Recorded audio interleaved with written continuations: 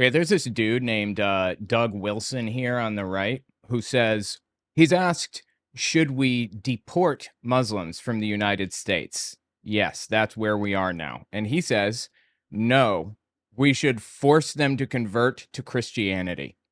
What an absolutely psychotic thing to say. Listen to this. So let me ask you this: would you be comfortable with deporting people of Muslim faith in the United States, knowing that its practice is fundamentally incompatible, and if they have their own communities, they would ultimately never assimilate into the United States? So his complaint is that if they were left to their own devices, they being just like normal Muslim, just people living their lives, if they were left to their own devices, they would never fit in with white supremacist, white nationalist culture. Am I reading this correctly? Okay. Ultimately never assimilate into the United States? I would recognize that that's a very severe problem that we have to solve. I don't think that we can solve it by deporting them, but I would want to solve it by other means. And when I heard this, I was thinking, it is absolutely not, because he believes that, it's like immoral to try to do that or whatever.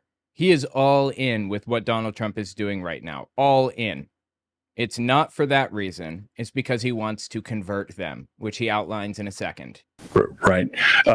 So, for example, and this is going to sound psychotic. Yeah, I bet so. Well, I'll just say it anyway. Yeah, as we all knew you would.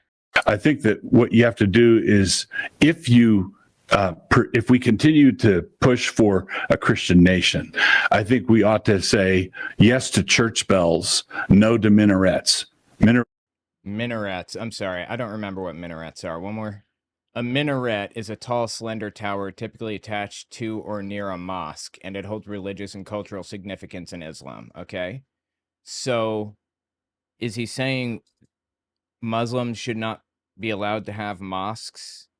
Am I misinterpreting? The public space belongs to Jesus. You can't have a prayer tower calling for prayer.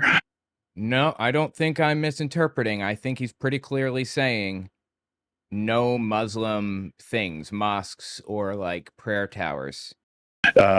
Muslim, I don't think a Muslim should be able to hold political office, for example. What I'd want to do is, with the people who are already here, I'd want to address it in a way that would encourage abandonment of Islam. So he wants to ban anybody who's Muslim from coming in. That's obvious, right? And he wants to ban them from holding public office. And he wants to ban mosques from existing. Just get rid of mosques and prayer towers and things. And it was, in the cases of some, encourage them to voluntarily deport themselves. Jesus Christ, dude. He wants to force Muslims to convert to Christianity.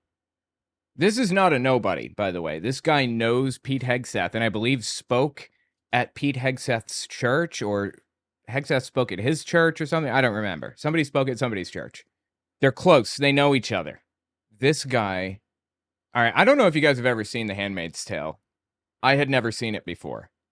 And I hear it referenced all the time, especially in this context. Like, oh my God, they're trying to bring us into The Handmaid's Tale. Early deport themselves because the plan's not going according to the plan.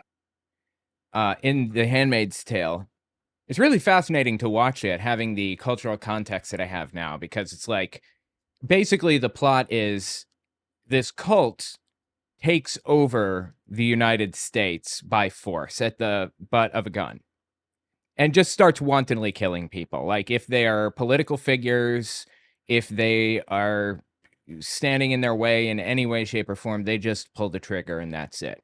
Or one of their more popular and favorite methods of execution is to hang them on the wall. Like, they put a rope around them and they throw them off of a wall, basically, and they leave them there as a message to everybody else. It feels like it's a little bit unrealistic in how violent and insane things would be. But as things go on, it's really weird to hear people like Doug Wilson endorsing things that the cult did in The Handmaid's Tale. Like, the name of the cult was Gilead. And they were like just a religious, like, neo-Nazi group, basically. You know, white supremacists, complete nutcases. Although after taking over, they allow black people generally. I don't think that there was really discussion of race much. Gay people were hung or sent to like this nuclear wasteland where there was a nuclear battle to like dig up the soil and die in the process. A lot of the time they're castrated or whatever to prevent them from, being gay, like the physical act. Anyway, Doug Wilson, what he's describing here, this is exactly what happened in The Handmaid's Tale. They forced people to be Christian. They coerced them into being Christian. In fact, there's even a Muslim in the story pretending to be Christian because he'd be executed otherwise. I mean, it is wild how similar these stories are. Like what we're watching unfold right now versus The Handmaid's Tale. Modern day evangelicals are no different than the Gilead nutcases from The Handmaid's Tale. I'm going to go there. Anyway, Doug Wilson is close friends and allies with the dude on the far left here, Joel Webbin. And Joel Webbin is about to describe their beliefs a little bit more, form it out for us. Okay? Give us the breakdown there, Joel. My neighborhood, and it's not that there are different shades of, white and brown. Who No, it's not a color thing, right? Okay. cares? No, it's like full straight up Hindu garb at our neighborhood swimming pool that my daughter is asking. I'm trying to explain. She's like, what, and I don't even know what country I'm in my own neighborhood. Wow, you have to explain to your daughter that people are different, huh? That they step outside of what you expect society to be like? That's too much, man. Explaining that we're all different to a kid, too much. What a completely backward thing to say. I mean, really think about what he just said. He said, I don't want anybody different because I don't want to explain it. And he says it's not about color, right? But he's about to debunk that himself. I don't know where I am. It's, the number of, when we go on a family walk, the number of Pakistani, Hindu, all these different, not just ethnicities, but religions. Well, you just named ethnicities. You just named, specifically Pakistani. That's an ethnicity, right? That's a place in the world, a physical location with an ethnicity that lives there. So I'm having trouble believing that it's not about ethnicity for you. With visible religious outfits on. Then why list Pakistani? The religion in Pakistan is predominantly Islam and also some Hindu. Why didn't you say Muslim? Why are you so hung up on their location? This is pure, unadulterated white nationalism. Just ethnicities, but religions with visible religious outfits on. And, the same thing like when we go to Costco, I'm like, where am I? And so like it's rare. Like we'll go on a family walk and every now and then we'll pass by, a white family that's a man and a woman and has more than one kid. And every time I see it, I'm like, I don't want to be this way. Then don't be this way. Oh my God. I feel like this small sense of relief. You feel a sense of relief when you see a white person and like a heteronormative family. Get help. Get help. This is insane. Like, I see you. I'm glad you're one of my neighbors. Because at the end of the day, again, it's not about whiteness, but at the end of the day, if things get rough, I don't know if my Hindu neighbor is going to fight to save the lives of my children. Okay, why the f*** would anybody be fighting for children anyway? I mean, you're drawing out this bizarre scenario where we're gonna like be packing heat and we gotta all have like AR-15s in our basements with like 1,000 rounds of ammo because some crazy, like, what are you even talking about, first of all? And B, what do you mean they wouldn't fight for your family? Like, if you're being held at gunpoint, hypothetically, and your neighbor had an opportunity to help you, to save you, without putting anybody else in danger, you think that they wouldn't do that? I don't understand. Simply because of the color of their skin? Again, I know he said it's not about ethnicity, but I don't believe him. What the Oh my God, dude. Yeah, so Joel Webbin and Doug Wilson, they go on stage here together on this biblical patriarchy panel or whatever the hell it's called. And they kind of outline their beliefs together. And not for nothing, but on the far left here in this chair, this is Dusty Dvers. He is an Oklahoma congressman. I'm not sure if he's senator or houseman. I think he's a senator. Pretty high up. And he's sitting here like basically agreeing with everything these people say. Laws don't just result from the culture of a people. Laws then turn around and shape the culture of the people. Right. So there is a very real sense in which culture is downstream from worship. So he's saying all of these people, they are saying that they want to change the laws in the United States to be absolutely psychotic, and that will form out the culture. They want to change the laws to, well, I don't know if they hold this position, but just, throwing it out there. If this was one of their positions, they want to change the law to make it illegal for a Christian white person to marry a Hindu, like, darker skinned person. They want to make that illegal, for example.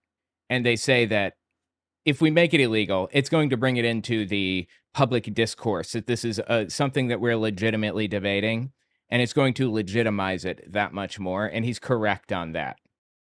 But part of our worship produces a legal system that then continues to disciple and radicalize people further and further. Radicalize. Love that word there, huh? So you can take something like no-fault divorce. It didn't just capture this new idea about marriage and divorce. It then turned around and discipled people about what is marriage all about? What is the nature of happiness in marriage? What is a successful marriage? Is marriage a permanent thing at all? So law has a didactic value, and that's part of the top-down conversation, is that 3% gets a Dusty Dvers elected, and then Dusty gets signal boosted by all the the leftists that hate him, and they end up accidentally discipling a couple thousand more people every time they do that to agree with you. I don't think it works quite that way. I released a video recently about how the concrete steps that we can take, or let me rephrase, about the concrete steps that people in Germany in the 30s could have taken and that we can take today to prevent a fascist dictatorship from rising or from succeeding once it's in power, which is, the situation we're in now. One of the concrete steps that we can take is to not platform or debate with fascist ideas. That's not what I'm doing. I am debunking fascist ideas. There's a distinct difference. But like Cambridge University, for example, hosting a Charlie Kirk debate legitimized all of his arguments.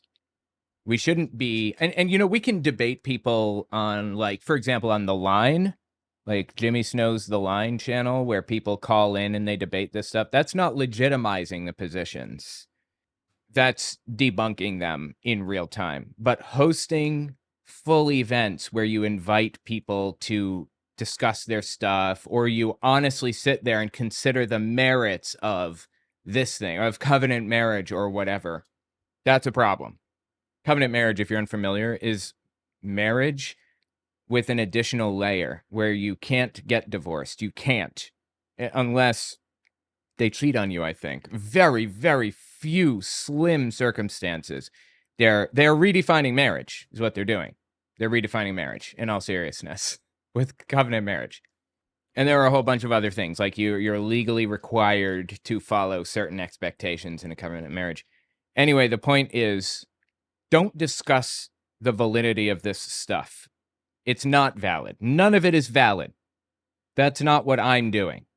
I'm breaking it down and debunking. So he says every time we watch him, we are making him more popular. That's not the case. As long as you're debunking and not validating. At all. So like law has a didactic value, and that's part of the top-down conversation, is that 3% gets a Dusty Dvers elected, and then Dusty gets signal boosted by all the the leftists that hate him, and they end up accidentally discipling a couple thousand more people every time they do that to agree with you. We have to be very clear that we're not just here to write laws. We're writing laws that are orienting us to the lawgiver, but we can only rightly orient ourselves to the lawgiver, not by external law, but This is a Dusty Dvers, by the way, the state senator, I believe. in ourselves to the lawgiver, not by external law, but by the internal submission to the lawgiver and trust in him and receiving his grace, receiving the Lord Jesus, and then living our lives in accordance with him. The external law should match the internal law of the heart so that the conscience and the law of the land are in union. They're in unity. Actually, the law of the land should have nothing to do with conscience or morality. We should never, ever legislate morality. I've said this before, just in case nobody or somebody has not heard this before. Morality changes, right? Certainly over the course of like 500 years, morality changes. We should not be legislating morality. We should be legislating to protect people's rights, plain and simple. You want the right to sharpen your knives and pray to Satan, do it. Go nuts, because you are not affecting Dusty Dvers over here. This is like, this is like an elementary school where Dusty is sitting over here crying because he sees you playing with a toy and claims that, this toy, you hit him in the face with the toy when you didn't. You're just sitting over there playing with it. It's basically identical to this situation. Your right to swing your fist ends at the tip of my nose. You can swing it anywhere you want except for right here, because then you're not exercising your rights. Now you're violating my rights.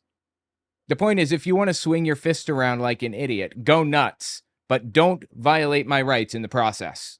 That is what the law is there to do, to protect our rights, plain and simple. I'm a libertarian in that sense, that we should all have the freedom to do what we want.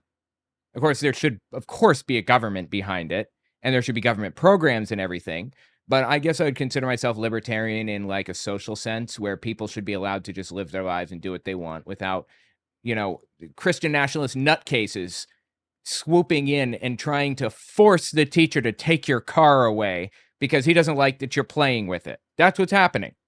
Anyway, these people are completely out of their heads. They want to take people's rights away. And that's clear as day. They're not even hiding it. They're open about it. And they're adjacent to political power. We got to pay attention to this. Again, I talked about concrete steps that we can take to prevent or to stifle a fascist regime in another video on my main channel. You should find it there. It didn't release too long ago. Actually, it released an hour ago, but if you're watching the live stream. But the concrete steps include things like not platforming absolutely nutcase ideas. But more importantly, anywhere that you see them out in the wild, you're on Facebook and your uncle starts spouting off all kinds of insane nonsense about how, I don't know, what the Jews are coming in and they're controlling people, puppet masters, and they're whatever crazy thing that they're spouting off. Trump is a god and he has all these plans for us. Elon Musk is incredible. Challenge it. Challenge it. Do not let them get away with that. Do not let them get away with it. Every single time you see that in the wild, challenge it. Because your other uncle, your aunt, or your cousins scrolling through Facebook and they see him post that and they think to themselves, nobody challenged that. Is there legitimacy to this? And they start like looking into it and fall down these right-wing rabbit holes.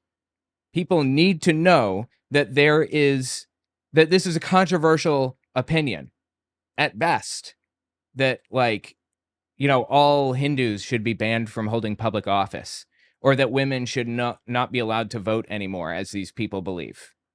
People need to know that this is not acceptable public discourse. This is not in the Overton window, is what I'm saying. It's not within the realm of acceptable public discourse. You should be shamed for saying this. You should be embarrassed. You should hide your face when you say like this. So challenge it when you see it. Don't platform extremists with no pushback. Fund independent journalism. I'm not talking like political commentators, although fund me too, of course. I'm talking about journalists, like people that are making the headlines and investigating versus people who are reading the headlines. Because in a fascist regime, the people that make the headlines are slowly replaced by fascist actors, by actors of the state. So find an independent journalist who you know is doing a good job and is trustworthy and fund them. That's another thing that you can do to prevent a fascist dictatorship. I mean, these are all things that they could have done in Germany that may or may not have been successful. Who knows? Another thing we can do, I mean, I already talked about this. I'm going to just hit it one more time because I think it's important. In Germany, communists were out of their heads. They were completely insane at the time. They were not attached to reality. They were just as violent and hateful as Nazis were. It's just, if they had taken over, it would have been just as bad. It just would have been like communists doing it instead of Nazis. Not really the same as today, but one of the reasons for the downfall is that the Catholics hated the communists. They hated them because they were atheists. Catholics could not stomach working with atheists. Social Democrats could not stomach working with communists. The reason, or one of the reasons why it fell in Germany is because they didn't work together. They needed to work together. So if there's like some YouTuber who's ostensibly on the left that you don't like because they did this thing or that thing, get over it. For real. Get over it. You got to get over it. I understand you want to do harm reduction right now. I get it. But that was for 5 years ago, not now. We are now in a fascist regime, and harm reduction is what we should be focused on right now, rather than this dichotomy of, you know, Democrats bad, Republicans bad, I'm just not going to vote, or I'm going to vote for a third party instead, or whatever. That time was forever ago, not now. It is now time for us to work together and do harm reduction to the best of our ability. Those are the things we should be focused on right now. So there are a few concrete steps that you can take to fight against this. Emily Sigmund, I joined a local pagan temple out of spite, and it's made it so much easier to organize the community. Yeah, 100%. Organizing is really valuable. Becoming a part of a community. That's another thing you can do. Become a part of a local community. Absolutely. Anyway, let me just kind of wrap this up with another video from Joel Webbin. I mean, he's not Doug Wilson, but they're basically, you know, they hold the same beliefs. They're from the same universe. They work together all the time.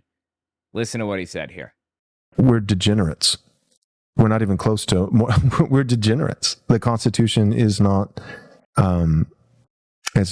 suited for governing degenerates. It is literally designed to govern degenerates. Are you serious with this?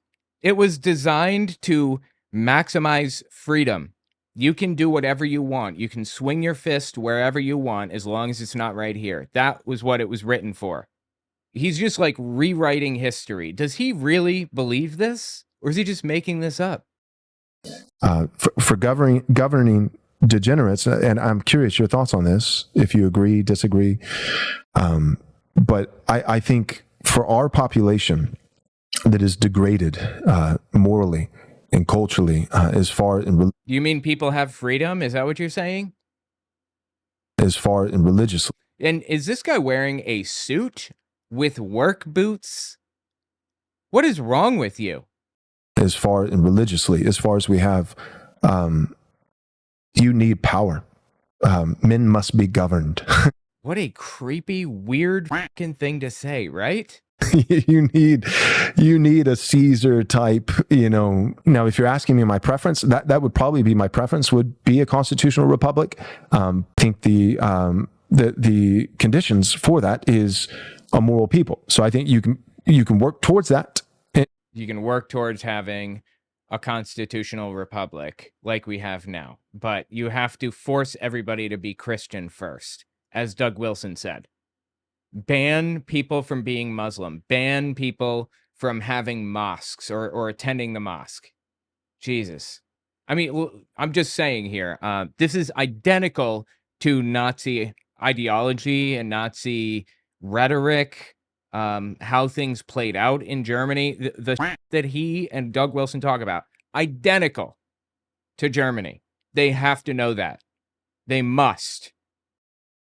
In the future, but I don't think constitutioning even harder is going to get us out of our current mess. Well, that's the thing. It would. It's that people are ignoring the Constitution. That's the problem. I don't see us getting out of this apart from things getting worse and worse, and then eventually, like a Caesar type rising through the ranks of populists. Like a dictator is what you're saying? You would think maybe if a dictator rose through the ranks? The ranks of populist, figure, and the people, the political will, the people are desperate, and they're like, yes, do it, so and then so and so, Constitution be damned, just rules with an iron fist. He's describing a dictatorship. And like a Cromwell type, and then. Well, just say it, Hitler, like Hitler. That is identical to what Hitler did. People were unhappy with what was going on at that moment in history, and Hitler played on those fears and that layer of unhappiness that existed. He pandered to it. He claimed to be a man of the people, even though he very clearly wasn't. He was a man of the very filthy rich. Anyway, this is identical to what Hitler said and did. And then you hopefully don't get his son. Maybe then you're able, and then you maybe it's just a one generation, one guy kind of thing, and then you have to move back to aristocracy or. He wants aristocracy? He's describing his ideal situation, and he says dictator takes over, changes things to be a Christian nationalist state, gives up power, and it becomes an aristocracy. This is what you want? Aristocracy or some other form. Jesus Christ, dude. What is wrong with these people? Seriously, like, there is something broken inside of these people, and I just don't know. I don't know what to do with this. This is absolutely nuts. Let me know what you think in the comments.